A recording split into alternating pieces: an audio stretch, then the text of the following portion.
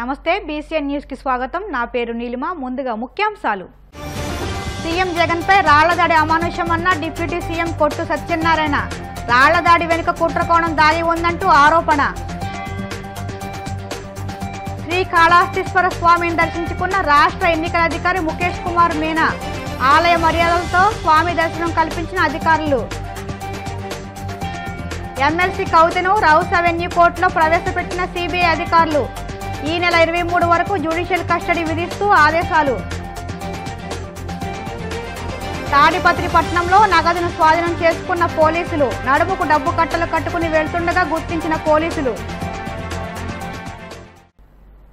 ముఖ్యమంత్రి జగన్మోహన్ రెడ్డిపై రాళ్లతో దాడి చేయడం అమానుషమని రాష్ట్ర ఉప ముఖ్యమంత్రి కొట్టు సత్యనారాయణ పేర్కొన్నారు। ఈ మేరకు పశ్చిమ గోదావరి జిల్లా తాడేపల్లిగూడెంలోని తన పార్టీ కార్యాలయంలో నల్ల రిబ్బన్ ధరించి నిరసన వ్యక్తం చేశారు। సీఎం జగన్పై రాళ్లదాడి వెనుక కుట్రకోణం దాగి ఉందని అన్నారు। సీఎం జగన్పై దాడికి పాల్పడిన నిందితులను వెంటనే గుర్తించి చర్యలు తీసుకోవాలని డిమాండ్ చేశారు। అలాగే జగన్పై దాడికి పాల్పడిన వారు ఎవరనేది వెంటనే బయటపెట్టాలని డిమాండ్ చేశారు। జగన్ సంక్షేమ పాలనకు ప్రజల మంచి స్పందన వస్తుందని, ఈ ఆదరణను చూసి తట్టుకోలేకే ఈ దాడులకు పాల్పడుతున్నారని అన్నారు। ఈ కార్యక్రమంలో మాజీ ఎమ్మెల్యే పసల కనకసుందర్రావు, AMC chairman Muppidi Sampath Kumar, Karri Bhaskar Rao, YCP నాయకులు పాల్గొన్నారు। రాష్ట్ర ముఖ్యమంత్రి వైఎస్ఆర్ కాంగ్రెస్ పార్టీ అధ్యక్షులు గుంటూరు బస్సు యాత్ర ముగించుకుని అక్కడి నుంచి కృష్ణా జిల్లాకి వెళ్ళాలి। ఎడం వైపు నుంచి దాంట్లో కొంతమంది అంటే ఇదేదో ఆకతాయిలుగా ఇసిన పరిస్థితి కాదు, బాగా షార్ప్ షూటర్స్ కింద దీంట్లో బాగా నైపుణ్యం ఉన్న వాళ్ళని ప్రొఫెషనల్ గ్యాంగుని ఈ తెలుగుదేశం సంబంధించి కానీ జనసేనకు సంబంధించి కానీ వ్యక్తులు ఈ జగన్మోహన్ రెడ్డి గారికి వస్తున్న అపూర్వ ఆదరణ చూసి, ప్రజాభిమానాన్ని చూసి తట్టుకోలేక చేసిన దుర్మార్గమైన చర్య ఇది। మరి ఇవాళ ఆయనకి అదృష్టవశాత్తు నుదురు మీద గాయమైంది। అదే ఇంకే వేరే ఎక్కడన్నా జరిగి ఉంటే ఎంత ప్రమాదం జరిగేదో, అంటే ఆయనకి ఖచ్చితంగా హాని తలపెట్టాలనే ఉద్దేశంతో ఈ తెలుగుదేశానికి సంబంధించిన లీడర్ కానీ జనసేనకి సంబంధించిన వ్యక్తులు కానీ కుట్ర పన్ని ఈ కార్యక్రమానికి పురమాయించి ఇంత దుర్మార్గానికి పాల్పడ్డారు। ఇది ప్రజలందరూ కూడా గమనిస్తున్నారు। ఇవాళ జగన్మోహన్ రెడ్డి గారికి ఏ రకమైన హాని తలపెట్టినా తగిన మూల్యం చెల్లించుకోవాల్సి వస్తుందన్న విషయాన్ని ఈ సందర్భంగా హెచ్చరిస్తున్నాను। ఎక్కడ చూసినా ఈ తెలుగుదేశానికి సంబంధించిన వ్యక్తులు కానీ ముఖ్యంగా జనసేనకు సంబంధించిన వ్యక్తులు బ్లేడ్లతో తిరుగుతున్నారు, ఎక్కడికక్కడ విధ్వంసకరమైన కార్యక్రమాల్లో పాల్గొంటున్నారు, బెదిరిస్తున్నారు। అన్ని రకాలుగా కూడా ఇవాళ పవన్ కళ్యాణ్కి బుద్ధి వచ్చేలాగా రేపు ఎన్నికల్లో తగిన గుణపాఠం నేర్పాలని ఈ సందర్భంగా ప్రజలందరినీ నేను వినయపూర్వకంగా ప్రార్థిస్తూ ఉన్నాను। దుర్మార్గం చేసినప్పుడు ఈ చంద్రబాబు నాయుడు పరిస్థితి ఎలా ఉంటుందంటే, ఓ వ్యక్తి బోల్లో నిలబడ్డాడంట।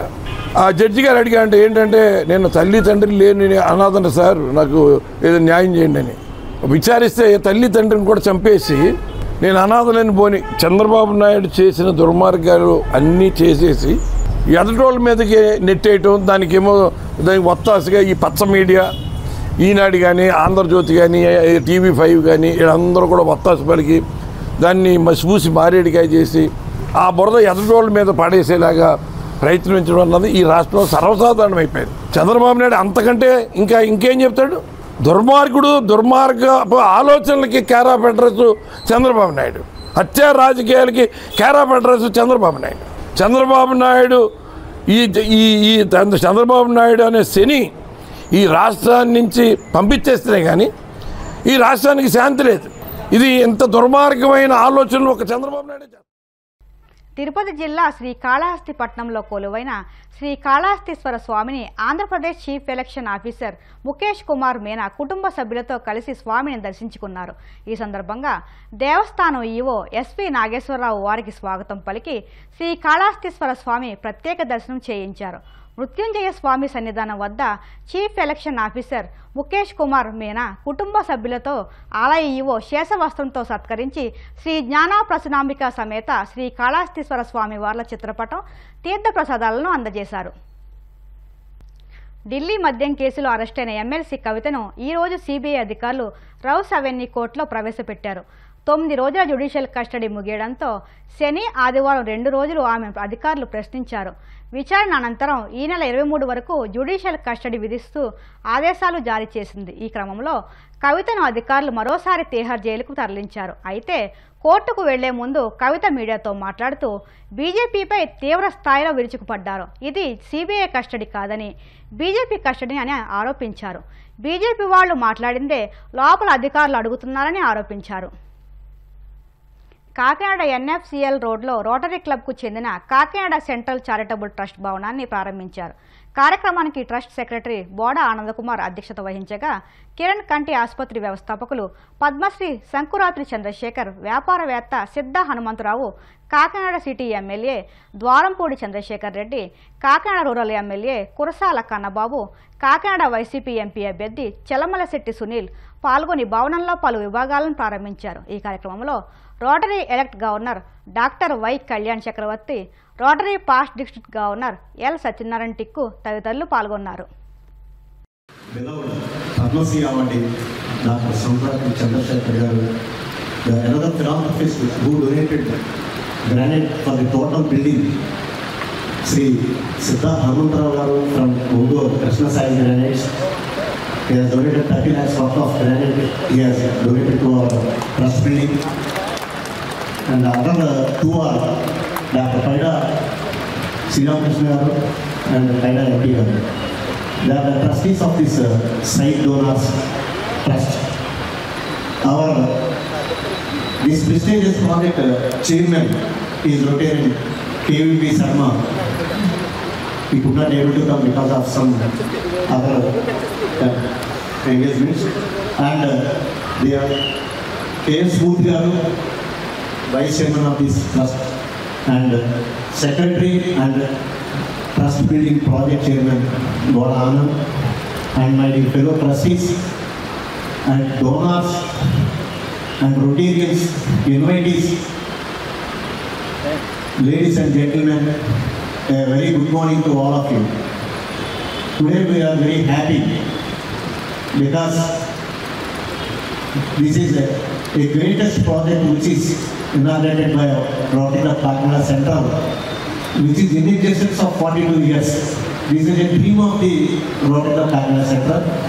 Actually, we have extended our projects in General Hospital by providing physiotherapy unit, gynec emergency obstetric unit, and neonatal project at government and hospitals. More than 1 crore rupee worth of projects we have installed there 20 years back. But they are not in our performance. So that's why we would like to had a thought to inaugurate a good project which is looking after by our Rotary itself. So that the dream is came into this present situation. Thank you all my fellow trustees and Rotarians, especially the donors who have donated with kind heart. I humbly convey my best wishes, congratulations, namaskaram, all folded hands. Thank you very much, Molda. Since 42 years I was in Rotary without a single meeting absent. This is very great privilege to me. This is a day which I cannot forget in my whole life, because this is a dream of Rotary Central. Every trust member and members completely cooperated each other because of only this trust building was. ఇప్పుడు కాసేపు ప్రకటనలు.